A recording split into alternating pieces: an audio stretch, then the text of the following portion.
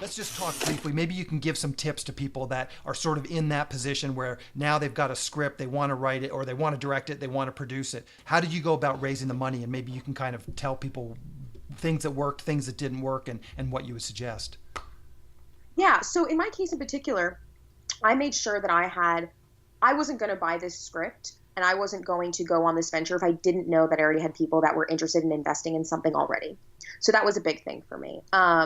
So I kind of, again, like reverse engineer the process ahead of time. Like if I didn't have anyone or people that, from my background, from people I've known in my life that knew, I was into films and they wanted to invest in something because, business people, everyone wants to make a movie. Mm-hmm. If I didn't have that, I would have never bought the script and I would have never been here with Mail Order Monster. So I always suggest really have an understanding of your relationships and your contacts ahead of time before you go down this venture.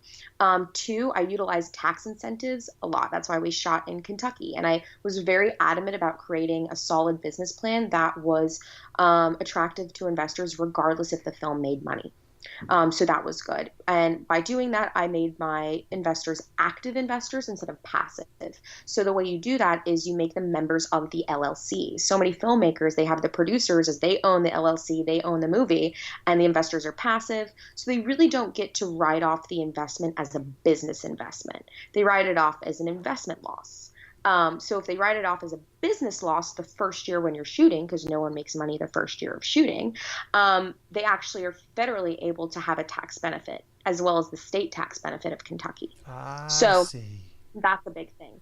Second, I was very adamant about getting the movie done quickly and out because the worst thing for investors is they invest in something and then 4 years later, 3 years later, 2 years later, they finally get to see the finished script or the finished film.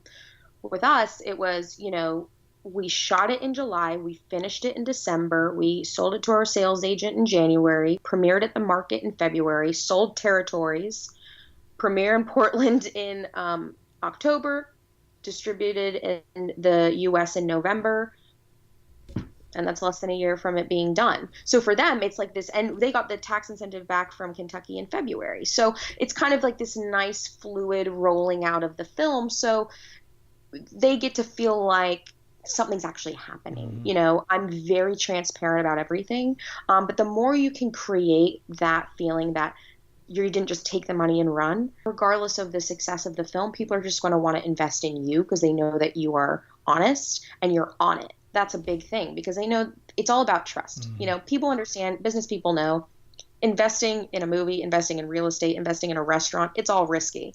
They understand that. It's not up to you to prove them wrong about that or to make them think that, oh, I know I said you're going to make a bunch of money, but they understand.